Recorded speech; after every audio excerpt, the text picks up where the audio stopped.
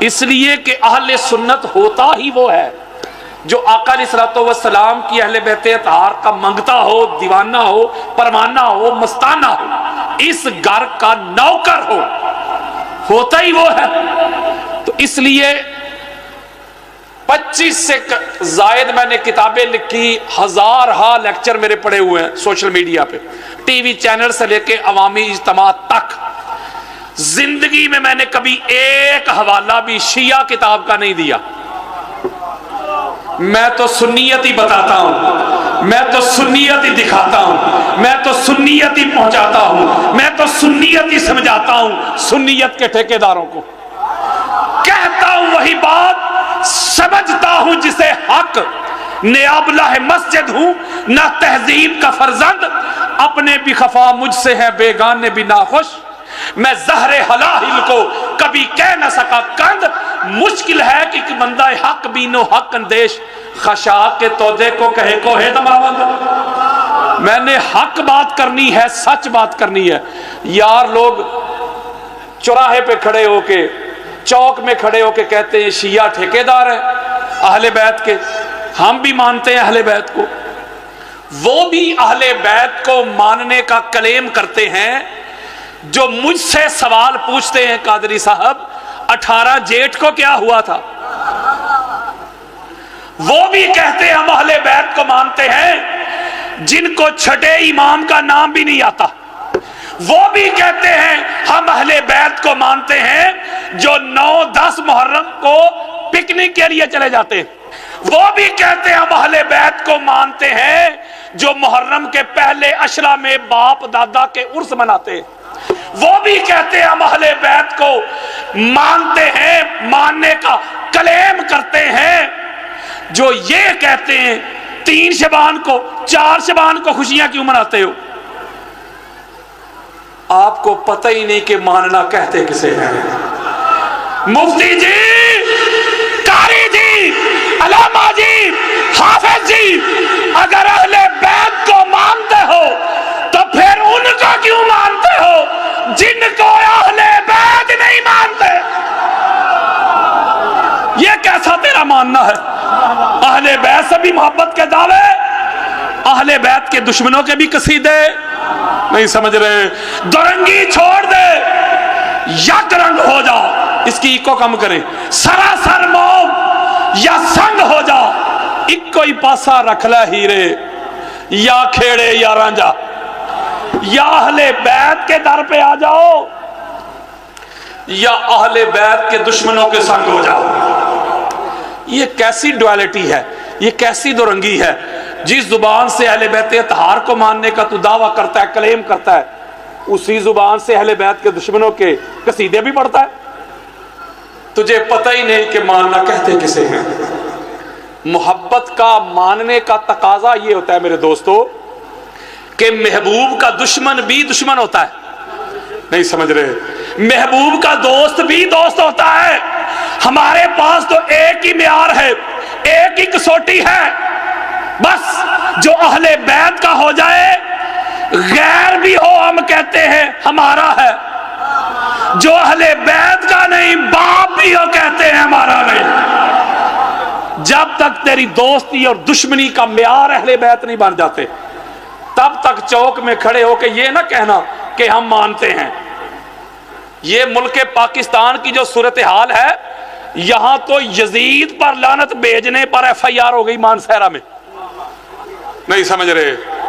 او یزید پلید پہ کسی نے لعنت بھیجی، اس پہ ایف آئی آر ہو گئی ہے۔ مولوی صاحب نے کہا اس نے صحابی کے بیٹے پہ لعنت بھیجی ہے۔ اب جس ملک میں یزید پر لعنت بھیجنے پہ ایف آئی آر ہو جائے،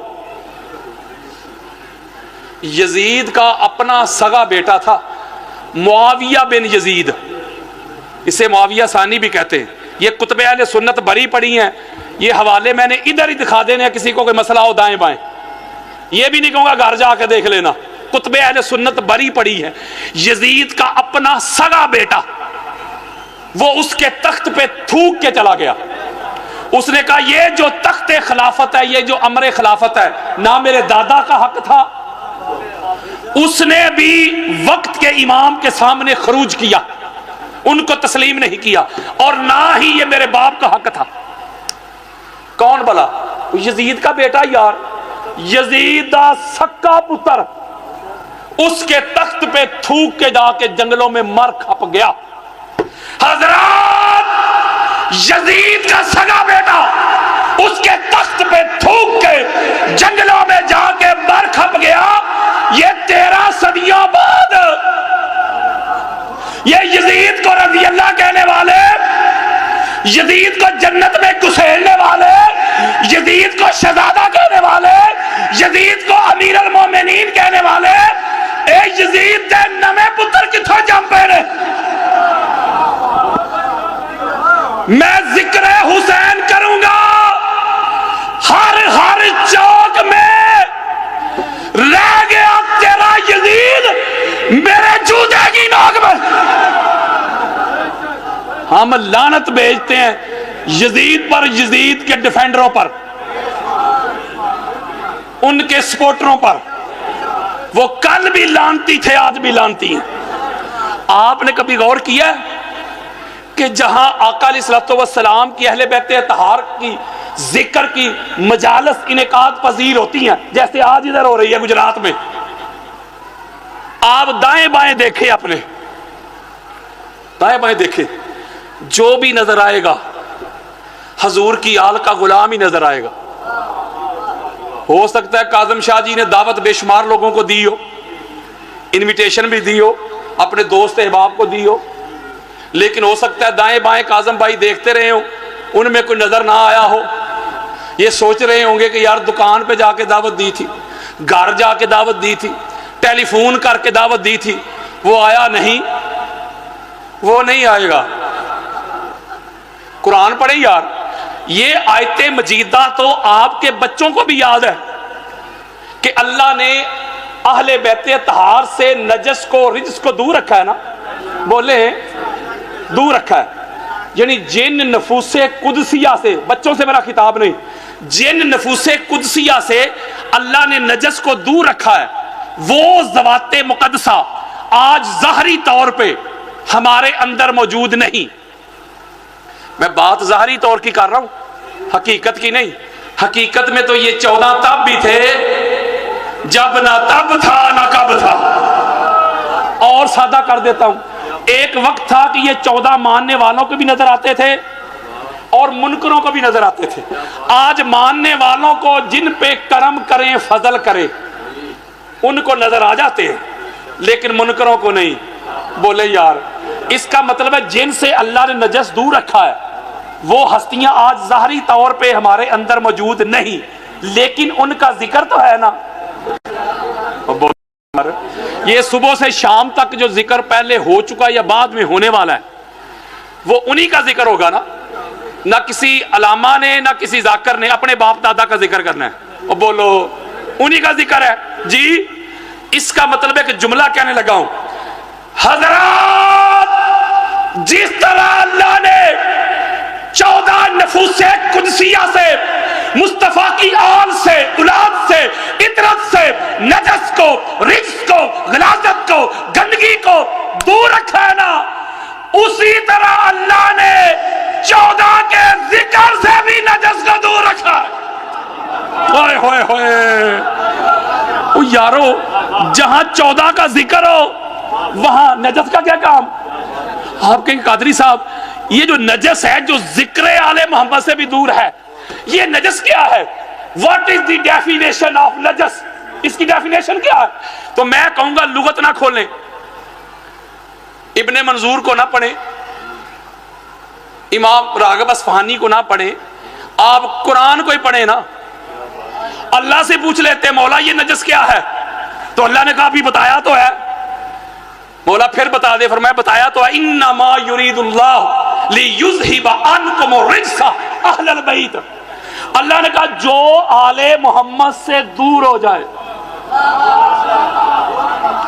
مولا حاجی صاحب ہیں، مفتی صاحب، قاری صاحب، علامہ صاحب، اللہ نے کہا سنو، وہ مفتی ہو، علامہ ہو، حاجی ہو، حافظ ہو، زاہد ہو، عابد ہو، جو محمد کی آل سے، ان کے ذکر سے، ان کے خصائص سے، ان کے اوصاف سے، ان کے مناقب سے، ان کی صفات سے دور ہو جائے، آل محمد کے اوصاف سن کے چہرے پہ 12 بج جائے، ملور شروع ہو جائے، اللہ کہتا ہے میری نظر میں وہی نجس ہے، اوئے ہوئے ہوئے ہوئے، وہی پلید ہے، وہی غلیظ ہے۔ آپ سمجھتے ہوں گے کہ شاید ناپاک، آپ سمجھتے ہو کہ شاید ناپاک وہ ہے جس نے غسل نہیں کیا یا جس نے وضو نہیں کیا، اسے کہیں گے آپ یہ پلید ہے، یہ ناپاک ہے۔ میں امبار لگا سکتا ہوں بخاری مسلم سے، آل محمد کا نوکر اس پہ غسل واجب بھی ہو، بخاری مسلم دے رہا ہوں، حضور فرماتے ہیں اسے پلید نہیں کہا جا سکتا۔ نہیں سمجھ رہے میری بات؟ اور سادہ کر کے سمجھا دیتا ہوں یار، اور سادہ کر دیتا ہوں۔ 1300 سال گزر گئے، کوئی حسینی سنی ہو یا کوئی شیعہ مومن ہو، جب بھی نام لیتے ہو کہتے ہو یزید پلید، بولو یار، نہیں کہتے آپ؟ وہ پلید کیوں کہتے ہو؟ آپ کا کیا خیال ہے کہ یزید وضو نہیں کرتا تھا یا غسل نہیں کرتا تھا؟ اس کا مطلب ہے کہ یزید وضو بھی کرتا تھا، غسل بھی کرتا تھا، نمازیں بھی پڑھتا تھا، تو پلید کیوں پھر؟ یار غسل کر کے بھی پلید، وضو کر کے بھی پلید۔ آپ کہیں گے قادری صاحب پلید اس لیے ہے آل محمد سے جو دور ہو گیا۔ لو جی جو سادات بیٹھے ہوئے نا ادھر، ان کے قدم چوم کے جملہ کہنے لگا ہوں، اے بس اینی کوئی گل جے۔ اوے گجرات والو، اگر کوئی بندہ ساری زندگی دن میں 5 مرتبہ غسل کرتا رہے، وضو کرتا رہے، سمندر میں، نہر میں، دریا میں ڈبکیاں لگاتا رہے، مل مل کے گڈے گوڈے دھوندا رہے، جو آل محمد سے، ان کے ذکر سے دور ہے، کل بھی پلید تھا آج بھی پلید ہے۔ ہوئے ہوئے ہوئے ہوئے، اور پلید ہوتا ہی وہ ہے۔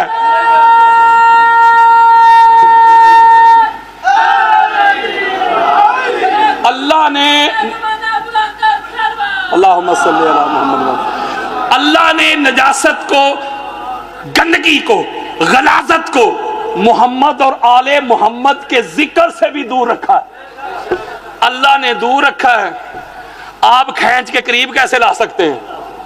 اس کا مطلب ہے جس کے دل میں ان کی حب ہے، ان کی محبت ہے، ان کی مودت ہے، ان کی تعظیم اور توقیر ہے، جسم تو ہو سکتا ہے اس کا کبھی ناپاک ہو، لیکن دل بڑا پاک ہے۔ آپ خوش قسمت ہیں، اللہ نے آپ پہ اتنا بڑا فضل اور کرم کر دیا ہے میرے دوستو، کہ اللہ نے آج کل کے حالات میں، شاید آپ نے کبھی سوچا ہی نہیں کہ آپ کو اس گھر کی معرفت دے دی ہے۔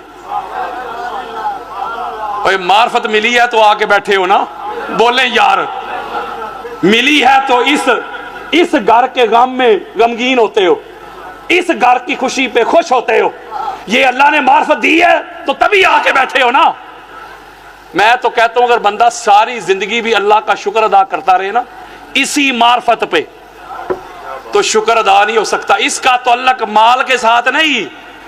میں نے بڑے بڑے مربوں والے، بڑی بڑی جگیروں والے، میں نے معرفت اہل بیت سے محروم لینڈ کروزر پہ بیٹھے ہوئے ایسے کنگلے دیکھے ہیں، اور میں نے معرفت اہل بیت سے لبریز، مالا مال، مزین، وہ ریڑی لگانے والے، وہ چھاپڑی اٹھانے والے ایسے دولت مند بھی دیکھے ہیں۔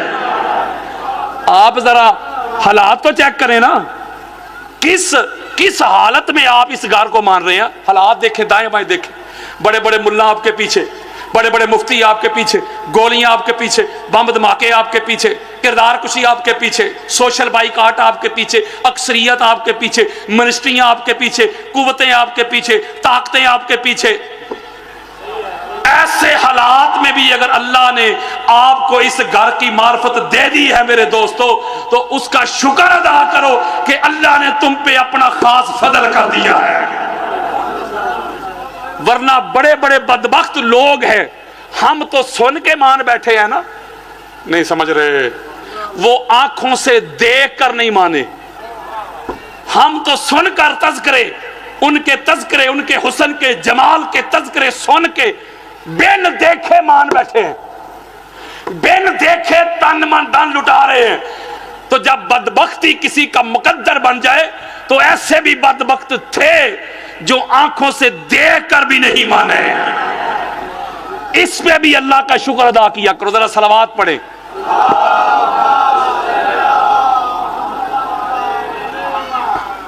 اچھا، قرآن مجید فرقان حمید سے ایک نقطہ میں نے آپ کی محبتوں کی نظر کر کے آپ سے اجازت لینی ہے، لیکن ہاتھ جوڑ رہا ہوں، تھوڑی سی توجہ چاہوں گا۔ اور میں آپ کو ایک بات بتانا چاہتا ہوں، میں پوری دنیا میں جو تبلیغ کر رہا ہوں وہ قرآن اور حدیث سے کر رہا ہوں، اس کی بڑی ضرورت ہے۔ آپ کا جو مزاج ہے یا آپ کا جو ذوق ہے، اس کے لیے ذاکرین بیٹھے ہوئے، عباس بھائی بھی بیٹھے ہوئے، میں ذرا تبلیغ کرنے لگوں ہاتھ جوڑ کے، اور میں آپ کو بتاؤں وقت کی ضرورت ہے۔ آج میں ایک نقطہ سمجھاؤں گا آپ کو، قرآن کی نص سے بتاؤں گا کہ خلیفہ بناتا کون ہے اور خلیفہ کی ڈیمانڈز کیا ہیں، اس کی شرائط کیا ہیں، اس کی ٹرمز اینڈ کنڈیشنز کیا ہیں، یعنی اس کے واجبات کیا ہیں، اس کے لوازمات کیا ہیں۔ قرآن مجید فرقان حمید کی سورہ نور کی آیت نمبر 55 55 ابھی میں نے آپ کے سامنے پڑھی، اس میں اللہ نے فرمایا کہ بے شک اللہ نے وعدہ کیا ایمان والوں میں سے، تم میں سے کچھ لوگوں سے، کچھ ایمان والوں سے جو صالح بھی ہیں، کہ ضرور بالضرور ان کو اس کائنات میں اپنا خلیفہ بنائے گا۔ مولا کیسے بنائے گا؟ فرمایا جیسے میں نے تم سے پہلوں کو بنایا، تم سے۔ اسی آیت کے نیچے میں زیادہ لغت کے بکھیڑوں میں آپ کو الجھاؤں گا نہیں، اتھینٹک اور سیکھا بات سادہ کر کے سمجھاؤں گا۔ اسی آیت کے ذیل میں سورہ نور کی آیت نمبر 55 ہے، اسی کے ذیل میں عبداللہ ابن مسعود رضی اللہ تعالیٰ عنہ آقا علیہ السلام کے جلیل القدر صحابی رسول ہیں، ہماری اہل سنت کے سر کا تاج ہیں، امام حافظ حاکم حسقانی، ان کی کتاب ہے شواہد التنزیل، حنفی، یہ بہت بڑے عالم محدث اور مفسر گزرے ہیں۔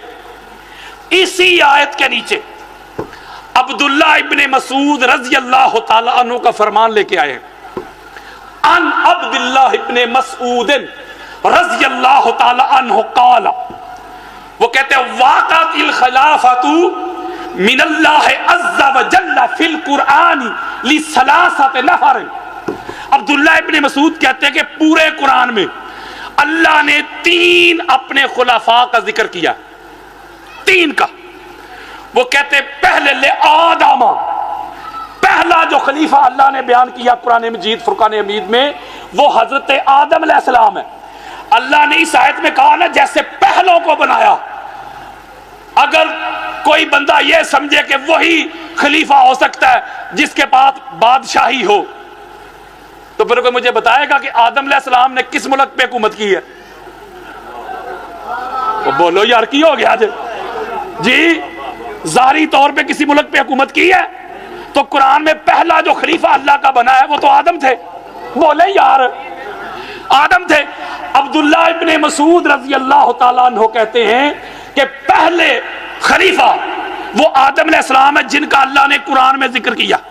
وہ کہتے دوسرے حضرت داؤد علیہ السلام ہے، اللہ کہتا ہے یا داؤد انا جعلناک خلیفۃ فی الارض، اے داؤد ہم نے آپ کو اس ارض پہ، اس زمین پہ، وہ کہتے ارض یعنی بیت المقدس، وہ کہتے بیت المقدس کی جو سرزمین ہے اس کی بات ہو رہی ہے۔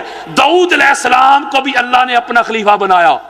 وہ کہتے ہیں والخلیفۃ الثالث علی ابن ابی طالب علیہ السلام۔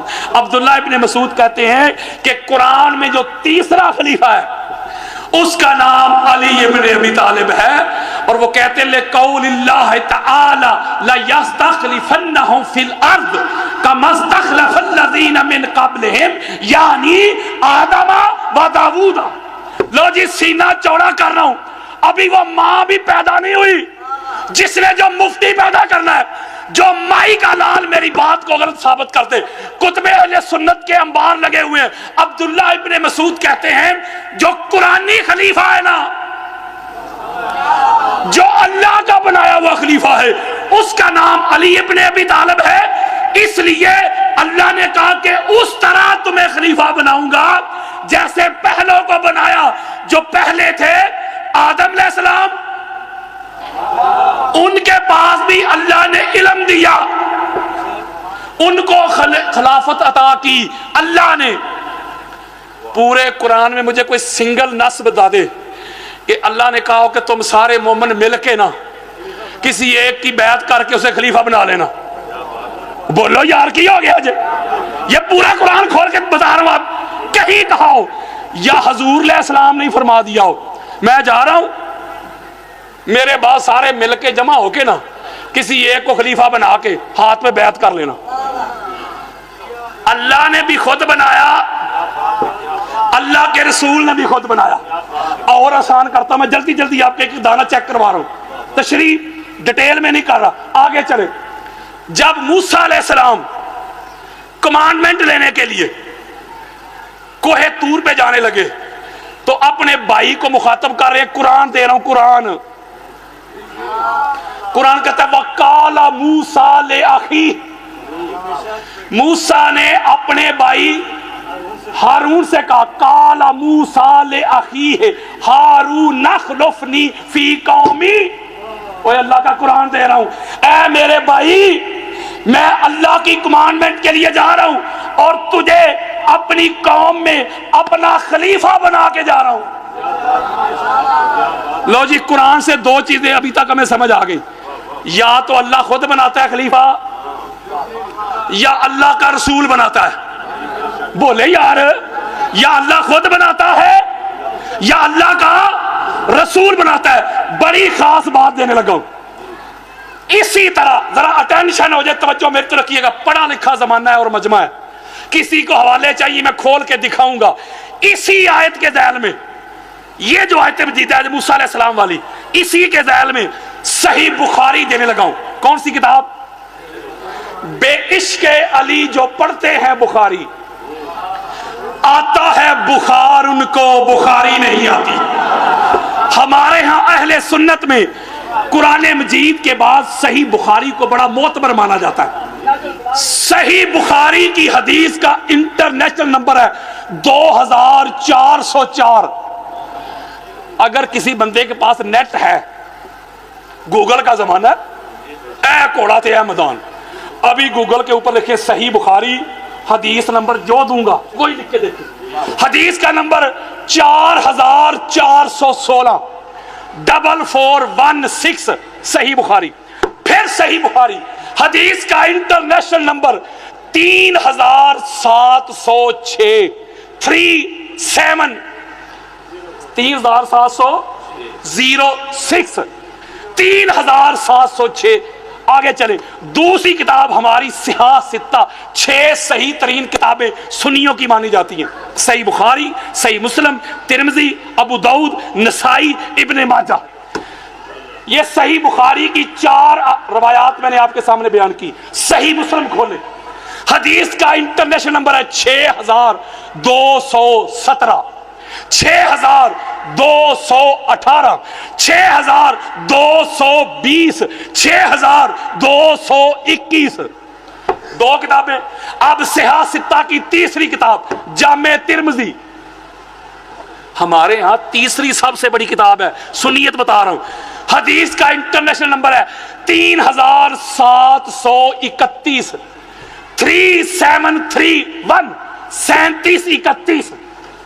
پھر چوتھی کتاب صحاح ستہ کی ابن ماجہ، حدیث کا انٹرنیشنل نمبر ہے 115 120 121 تک یہ مضمون چل رہا ہے. اسی طرح پھر آگے چلیں. امام محمد بن حنبل کی مسند کھول لیں، فضائل صحابہ کھول لیں، مسند حمیدی کھول لیں، امام طبرانی کی المعجم حدیث کا نمبر 895 890. سینکڑوں کتب اہل سنت کی کوئی ایک کتاب ایسی نہیں. شیعہ میں تو ہے ہی ہے نا، شیعہ کا تو میں حوالے نہ دے رہا، میں سنیوں کی بات کر رہا ہوں یار. کوئی ایک حدیث کی کتاب نہیں جس میں یہ حدیث نہ آئی ہو. بچوں سے میرا خطاب نہیں، حدیث صحیح بھی، حدیث متواترہ بھی، حدیث مشہورہ بھی.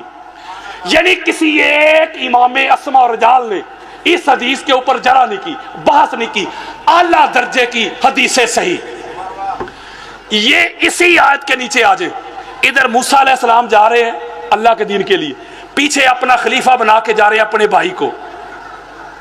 اب حضور جانے لگے، اور یارو میں نے اتنے حوالے آپ کو دیے. حضور جانے لگے اللہ کے دین کی اقامت کے لیے تبوک، تو پیچھے اپنا خلیفہ اور نائب بنایا علی ابن ابی طالب کو. بولو یار، مولا علی علیہ السلام کو جب اپنا خلیفہ ڈکلیئر کر دیا تو مولا علی علیہ السلام حضور کی بارگاہ میں آگے. میرا یہ عقیدہ ہے، آپ کا بھی ہے، کہ مولا علی ہر بات کو جانتے تھے.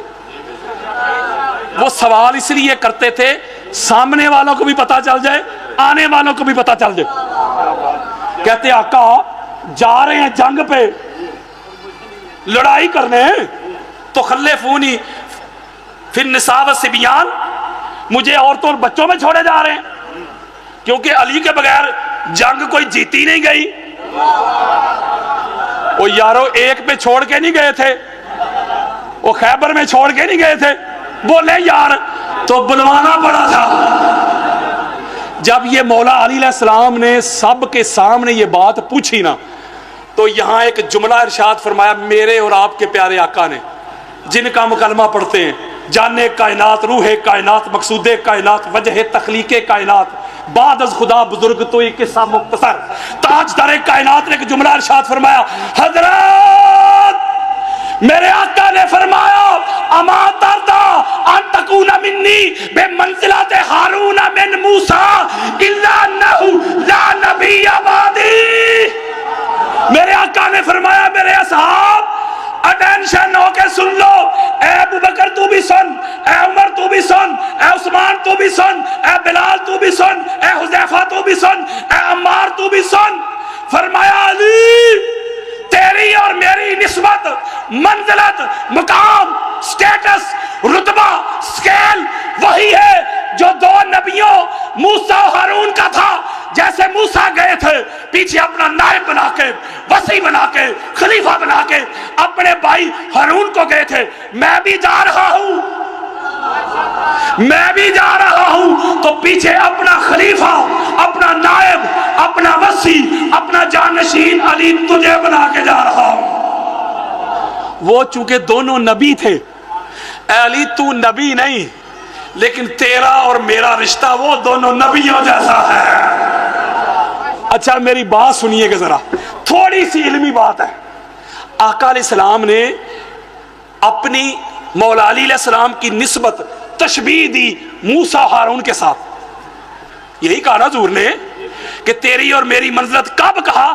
جب خود جا رہے ہیں جیسے موسیٰ جا رہے تھے. یعنی تشبیہ کے جو ارکان ہوتے ہیں، ایک ہوتا ہے مشبہ، دوسرا ہوتا ہے مشبہ بہی. یعنی مشبہ وہ ہوتا ہے جس کو کہا جائے، جس کو تشبیہ کے طور پہ اور جس سے تشبیہ دی جائے، وہ ہوتا ہے مشبہ بہی.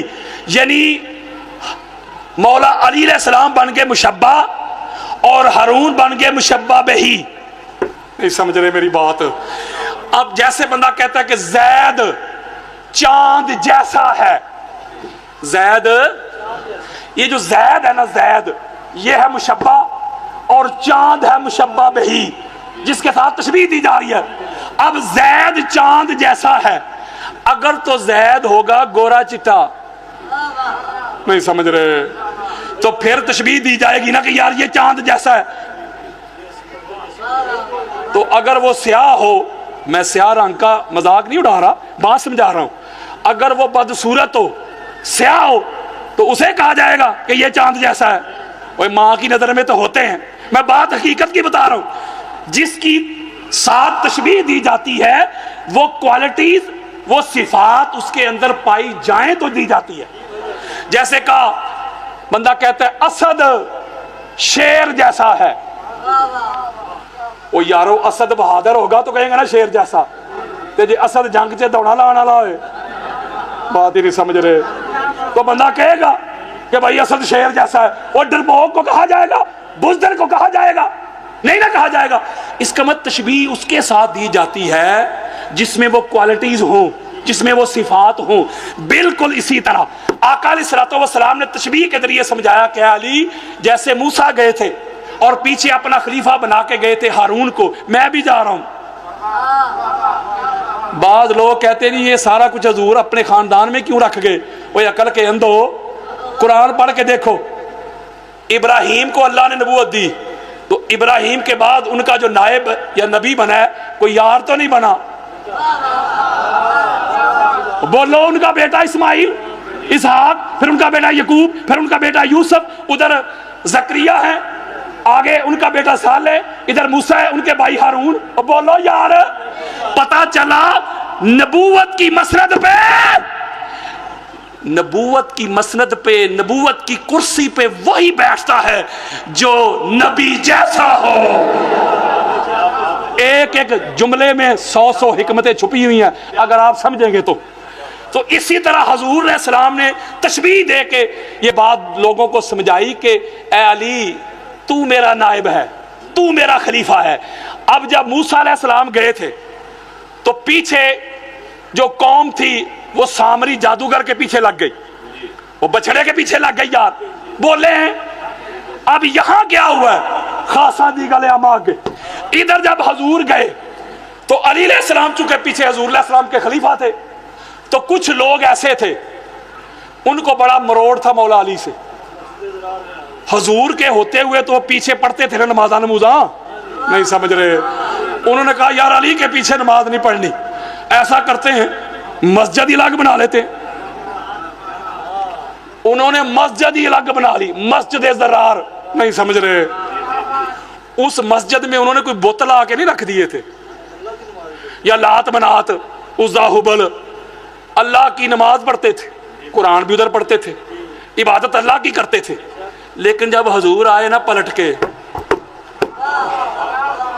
اللہ کی طرف سے آرڈر آ گیا، وحی آ گئی، امر آ گیا، اوے گجرات والو، اللہ نے کہا کہ سونیا یہ تیرے جانے کے بعد کچھ منافقین جنہوں نے مسلمانیت کا لبادہ اڑا ہوا تھا انہوں نے علی کو چھوڑ کے الگ سے مسجد بنا لی ہے، علی کے پیچھے کھڑے ہو کے نمازیں نہیں پڑھی، الگ سے مسجد بنا کے اپنا امام کھڑا کر کے وہاں میری نمازیں پڑھتے رہے، وہاں میرے قرآن کی تلاوت کرتے رہے، وہاں میری توحید کا ذکر کرتے رہے، پرچار کرتے رہے۔ سونے اعلان ہے میرا، اللہ کا امر ہے، اللہ کا پیغام ہے، جو تیرے خلیفہ علی سے منہ موڑ لے، علی سے تعلق توڑ لے، علی سے رشتہ توڑ کے، علی سے کنڈ کر کے میری مسجد بھی بنا دے، جو علی کو چھوڑ کے مسجد بنائے اس مسجد کو بھی گرا دو، ان کو اسلام سے بھی نکال دو۔ ہوئے ہوئے ہوئے ہوئے ہوئے ہوئے ہوئے ہوئے ہوئے، جو علی کی خلافت کا منکر بن جائے۔ اوئے ایک اور دلیل دیتا ہوں قرآن سے، بڑی خاص بات ہے، میں ایک ایک سمری ایک ایک دانہ چیک کروا رہا ہوں آپ کو۔ قرآن مجید میں جب طالوت کو وقت کے نبی نے خلیفہ ڈکلیئر کیا، ان کا نام شمویل بھی آیا ہے، شمویل بھی آیا ہے، دونوں طرح سے۔ ہم اس کے تلفظ پہ لڑائی نہیں کرتے۔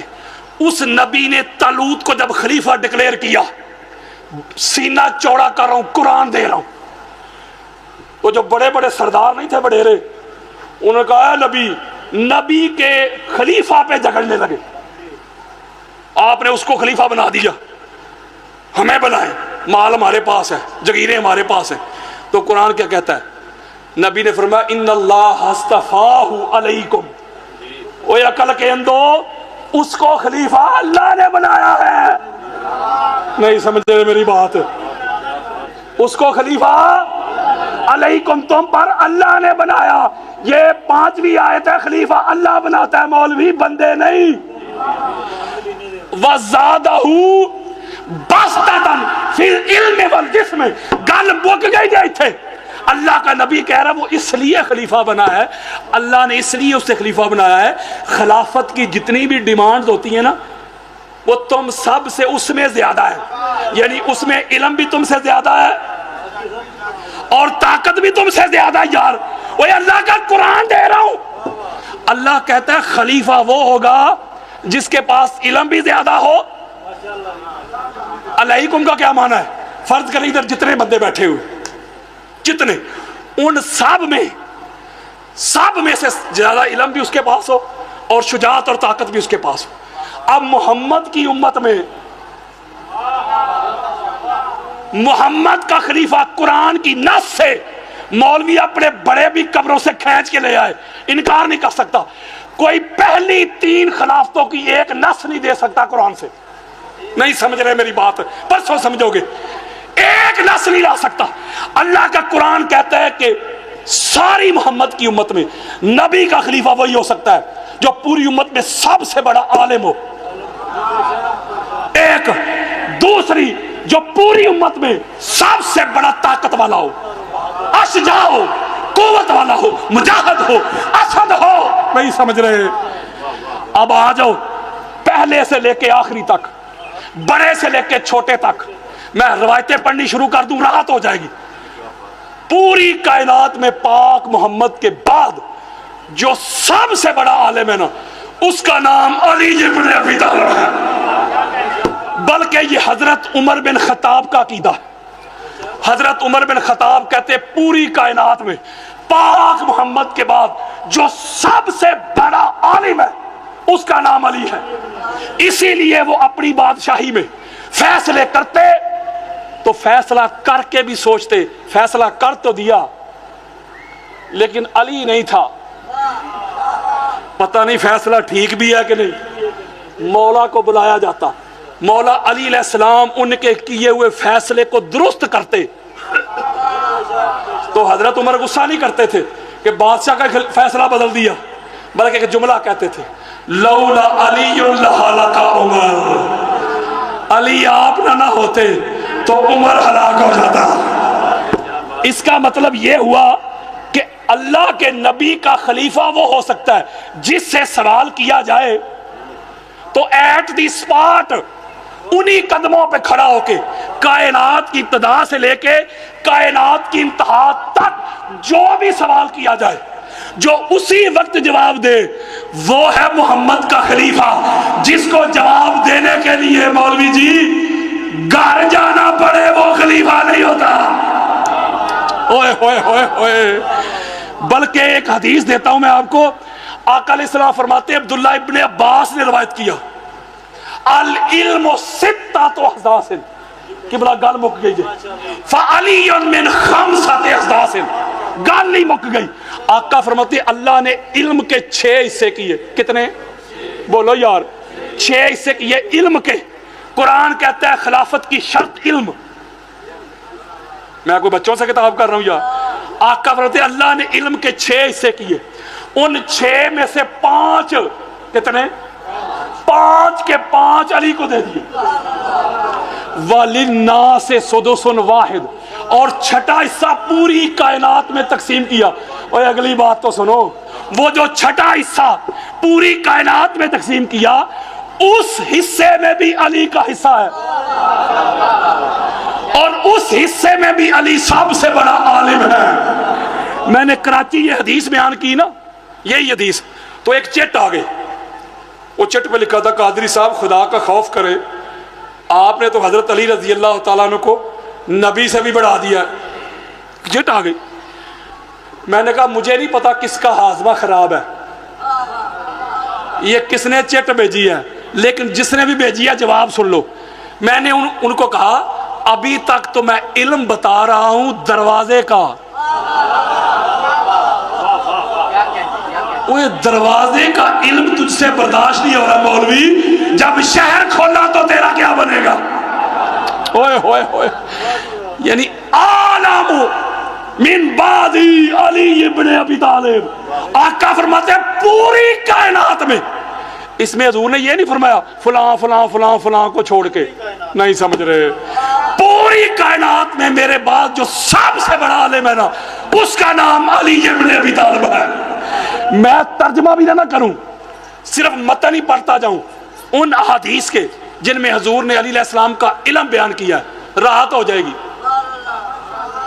حضرت ابو طفیل عامر ابن واصلہ روایت کرتے ہیں، یہ حضور علیہ السلام کے آخری صحابی ہیں، یعنی اس کائنات میں جو سب سے لاسٹ کمپینین تھے نا حضور کے، جو آخر میں فوت ہوئے ہیں، وہ تھے عامر ابن واصلہ، حضرت ابو طفیل رضی اللہ تعالیٰ عنہ۔ 110 ہجری میں ان کا وصال ہوا ہے، آخری صحابی ہے۔ سنیں ذرا بات، وہ کہتے ہیں حضرت ابو طفیل، یہ اہل سنت کی کوئی 70 کتابیں میرے موبائل میں پڑی ہوئی ہیں اسی روایت پہ، وہ کہتے ہیں میں نے اپنی زندگی میں 2 ہستیاں ایسی دیکھی ہیں کہ جو منبر کے اوپر کھڑے ہو کے کہتے تھے سلونی اما شئتم، کہتے 2 ہستیاں جو کہتے تھے آؤ جو پوچھنا چاہتے ہو۔ یہ میں بھی نہیں کہہ سکتا، کوئی بڑے سے بڑا علامہ لیں اس کی بھی یہ اوقات اور مجال نہیں، جو پوچھنا چاہتے ہو پوچھ لو۔ وہ کہتے 2 ہی ہستیاں تھیں جو کہتے تھے اما شئتم سلونی اما شئتم، جو کچھ پوچھنا چاہتے ہو۔ کہتے ہو ایک ہستی کا نام محمد مصطفیٰ، دوسری کا نام علی المرتضیٰ تھا۔ جملہ بڑا خاص ہے۔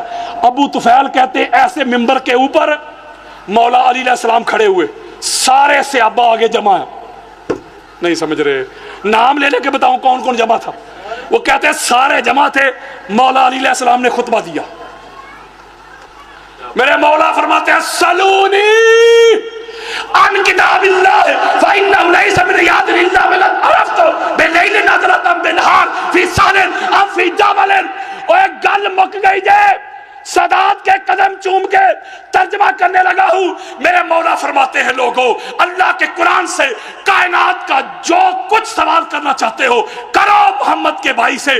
قرآن کی ایک آیت ایسی نہیں ہے جس کا علی کو علم نہ ہو۔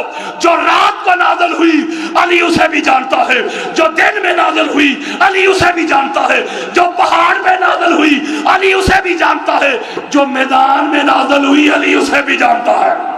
اوئے ہوئے ہوئے ہوئے، آنا مدینۃ العلم والی بابھا، میں علم کا شہر اور علی اس کا دروازہ ہے۔ تو یہ جو شرط بیان کر رہا ہے نا اللہ قرآن میں کہ خلیفہ ہر ایرا غیرہ نہیں بن سکتا، خلیفہ وہی بنے گا جس کے پاس علم ہو، نالج ہو، فہم ہو، ادراک ہو، شعور ہو۔ اگلی بات، دوسرا جسم طاقت، بدر میں کون تھا؟ بولو کی ہوگی نا موئے ایک روایت میں، اور ایک میں 73۔ یہ 73 میں سے 53 یار 53 علی کی تلوار سے واصلے جہنم ہوئے، یعنی مین آف دی بدر علی۔ اب بولو یار دوسری پہ آ جاؤ،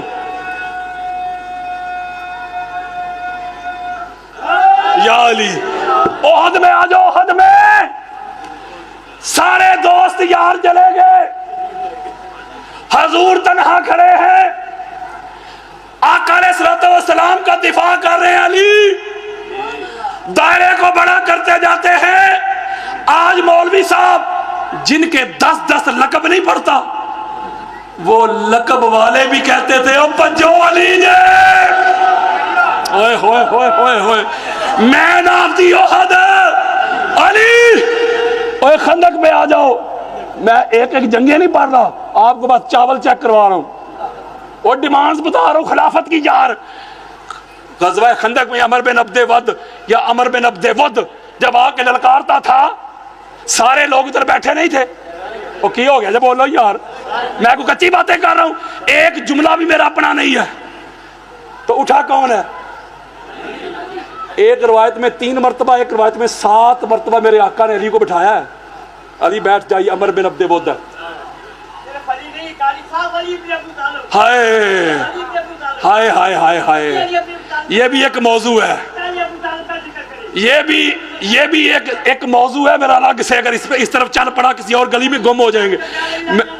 میں ایک بات بتانے لگا ہوں کہ وہ 3 مرتبہ یا 7 مرتبہ اس نے للکارا ہے۔ حضور علیہ السلام نے 3 مرتبہ مولا کو بٹھایا ہے۔ حضور جانتے تھے نا کہ اٹھنا ہی علی نے، اور جانا ہی علی نے، لڑنا ہی علی نے، تو حضور بٹھا کیوں رہے ہیں بار بار؟ ہائے ہائے ہائے، سلامت رہو، تاکہ بعد میں کوئی یہ اعتراض نہ کرے سانو موقع ہی نہیں ملیا، کیونکہ حضور تو فرما رہے تھے ادھر منہ کر کے ہے کوئی جو اس کتے کے منہ میں لگام ڈالے. تو ادھر تو سناٹا تھا, ادھر تو خاموشی تھی. علی اٹھے ہیں نا, بولو یار علی اٹھے.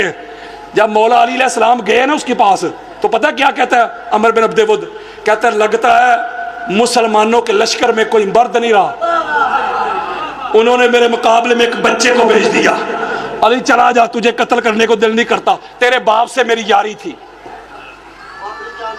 میرے مولا فرماتے ہیں دو آپشن ہے تیرے پاس, یا میرے مصطفیٰ کے قدموں پہ گر کے معافی مانگ, کلمہ پڑھ, مسلمان ہو جا, یا مرنے کے لیے تیار ہو جا, تیسری کوئی نہیں. جب یہ فرمایا تو پھر اس کو تھوڑا سا غصہ آیا, وہ بڑا چنگاڑتا ہوا سواری سے نیچے اترا. حضرت عمر بن خطاب روایت کرتے امام حاکم المستدرک میں 20-25 احادیث لے کے آئے, کچی بات نہیں کر رہا. جب وہ ایسے نیچے اترا نا دہاڑتے ہوئے, تو آپ کو پتہ ہے نا جب غزوہ خندق ہوئی تھی تو ہوا آندھی چل رہی تھی, بہت زیادہ ریت اڑ رہی تھی, ریت. تو وہ کہتے ہیں ہم ڈر گئے, گھبرا گئے, ریت جو اڑ رہی تھی. تو حضور علیہ السلام فرماتے گھبراؤ نا, یہ علی ہے. جملہ میں نے ایک دینا ہے اور یہ میرے موبائل میں پڑی ہوئی ہے ساری حدیثیں. وہ کہتے جب لڑائی ہوئی نا تو ریت اڑ رہی تھی, ہم گھبرا گئے. جب ریت نیچے آئی تو ہم نے دیکھا کہ عمر بن عبد ود کا سار ادھر پڑا ہے, داڑھ ادھر پڑا ہے. سارے صحابہ نے پھر مل کے نعرہ لگایا, نعرہ. یہاں ایک جملہ دینا, میں نے کوئی اعتراض نہ کرے دائیں بائیں, میں نے بس دکھا دینا ہے, ایک جملہ کہنا ہے. جب اس کو قتل کر کے مولا علی علیہ السلام چلے نا تو اس کی جو ذرہ تھی نا, ذرہ وہ بڑی قیمتی تھی. عرب کی ہسٹری کی سب سے بڑی اس کی قیمتی ذرہ تھی اس کے پاس, اور جو جنگی لباس جو اس نے زیب تن کیا ہوا تھا بڑا قیمتی. جب مولا علیہ السلام سے قتل کر کے ایسے پلٹے, مستدرک للحاکم کوئی مجھ پہ فتویٰ نہ لگائے, یہ حدیث دے رہا ہوں. حضرت عمر بن خطاب نے کہا اے علی جاؤ اس کی ذرہ تو چھین لو, اس کے لباس تو اتار لو. خاصاں دی گلے ہم آگے. علی کا جملہ سنو, میرے مولا فرماتے ہیں یہ ابو طالب کا بیٹا مال غنیمت کے لیے نہیں لڑائی کرتا, مال کے لیے جنگ نہیں کرتا. یہ علی کی تلوار جب بھی نکلتی ہے یا اللہ کے دین کے لیے نکلتی ہے یا محمد کے ناموس کے لیے نکلتی ہے. ہائے ہائے ہائے, وہ خندق میں کون تھا علی, حنین میں کون تھا علی, خیبر میں کون تھا علی. تو اللہ قرآن میں شرط لگاتا ہے کہ محمد کا خلیفہ ہی وہ ہوگا جو علم میں بھی سب سے اعلیٰ ہو, جو طاقت میں, شجاعت میں, قوت میں, بہادری میں بھی سب سے اعلیٰ ہو. تو کوئی علی سے بڑھ کر مجھے بہادر دکھاؤ, کوئی علی سے بڑا مجھے عالم دکھاؤ. تو قرآن مجید فرقان حمید کی ان آیات کی نصوص سے بھی بات واضح ہو گئی کہ محمد کے خلیفہ علی ہے. آگے چند روایات دے کے بس بات ختم کرنے لگا, کلوز, ختم. دعوت ذل شیعہ کا تو آپ کو پتہ ہے نا, وَأَنذِرْ عَشِيرَتَكَ الْأَقْرَبِينَ. جب یہ آیت نازل ہوئی تو سرکار ابو طالب علیہ السلام نے مولا علی علیہ السلام کو بلایا. توجہ میرے رکھیے گا, یہ بخاری پڑھنے لگا. علی جا ایک ایک کا دروازہ کھٹکھٹا کے, کنڈی کھٹکھٹا کے دعوت دے کے آ. کل دی روٹی ساڈے ول, کل دی روٹی.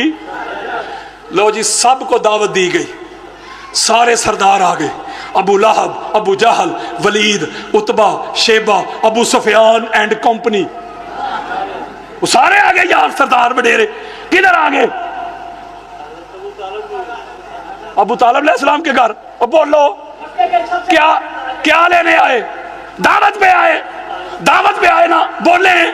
اب ایک جملہ کہنے لگا ہوں, وہ جو دعوت تھی, وہ جو جلسہ تھا, وہ جو مجلس تھی, چلو مجلس سے کسی کو تکلیف ہو, وہ جو توحید سیمینار تھا, وہ جو توحید کانفرنس تھی, وہ جو توحید کی محفل تھی, وہ سرکار ابو طالب علیہ السلام کے گھر تھی نا. یعنی بات اللہ کی توحید کی. یہ آج یہ جو مجلس ہو رہی ہے اس کا بھی اشتہار بنا ہوا ہے نا. اس اشتہار کے اوپر وقت بھی لکھا ہوا ہے, تاریخ بھی لکھی ہوئی ہے, جگہ, مقام, وینیو بھی لکھا ہوا ہے, اور اس کا عنوان بھی لکھا ہوا ہے, اور پڑھنے والوں کے نام بھی لکھے ہوئے ہیں. بولے ہو سکتا ہے یہ بھی لکھا ہو کہ لنگر کا بھی انتظام ہوگا. جو صحیح بخاری میں یہ پہلی مجلس کی فلیکس چھپی ہوئی ہے, پڑھوں؟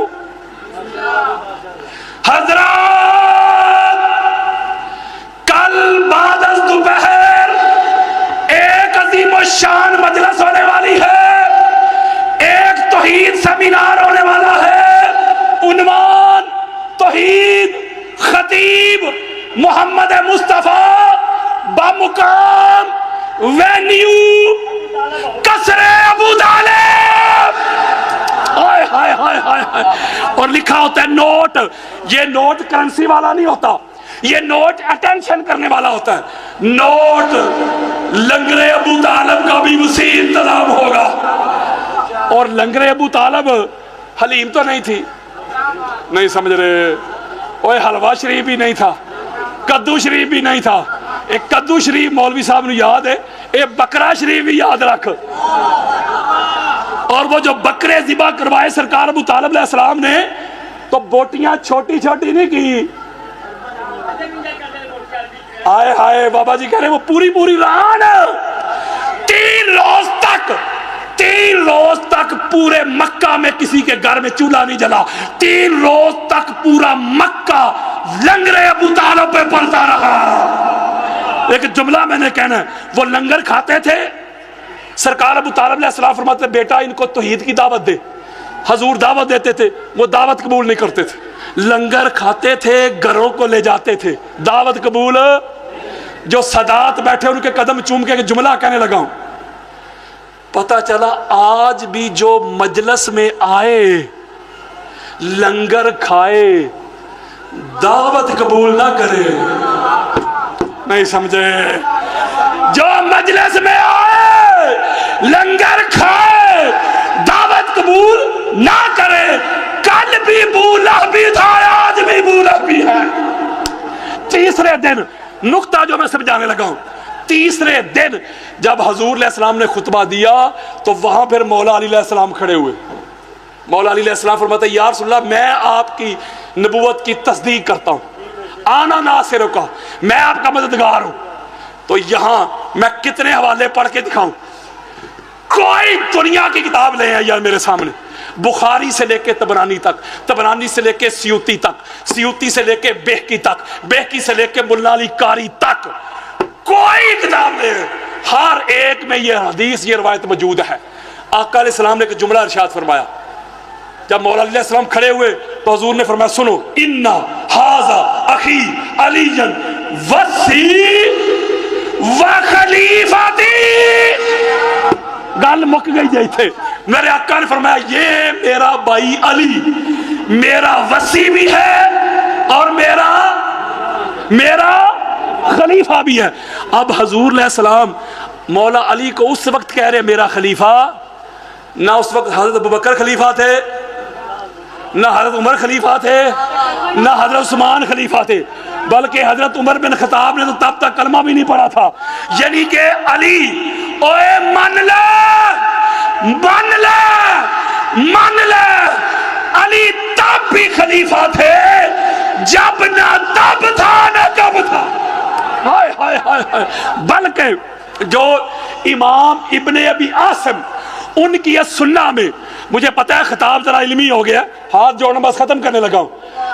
امام ابن ابی عاصم کی سنہ اس میں جو روایت ہے, اس میں حضور نے جب یہ جملہ کہا نا کہ اما تردن تکون منی بمنزلت ہارون من موسیٰ, کہ تیری اور میری نسبت وہی ہے جو موسیٰ و ہارون کی تھی, وہاں ایک جملہ اور بولا ہے.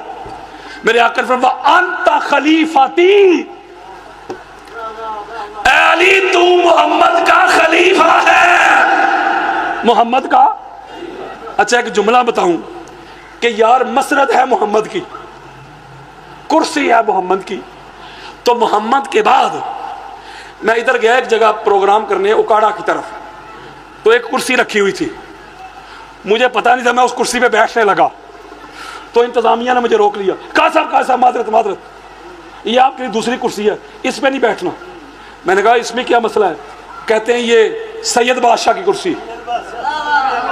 نہیں سمجھ رہے, حضور کی آل اولاد ان کی کرسی ہے، وہ تشریف لائیں گے، اس کرسی پہ بیٹھیں گے۔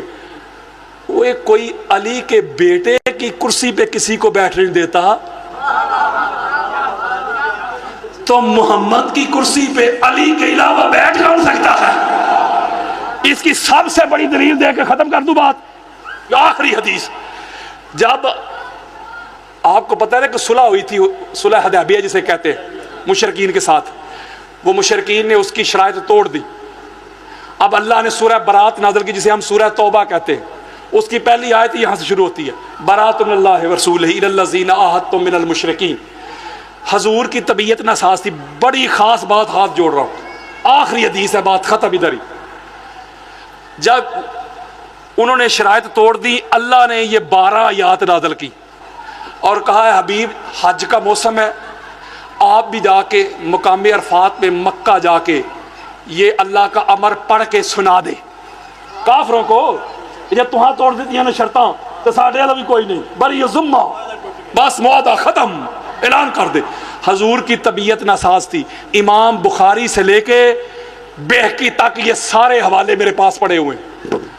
آقا علیہ السلام نے حضرت ابو بکر کو بلایا اور کہا کہ ابو بکر میری طبیعت ناساز ہے، جا تو یہ میرا پیغام لے کے جا، تو جا کے یہ سورہ برات پڑھ کے سنا دے میرا نمائندہ بن کے، ایلچی بن کے۔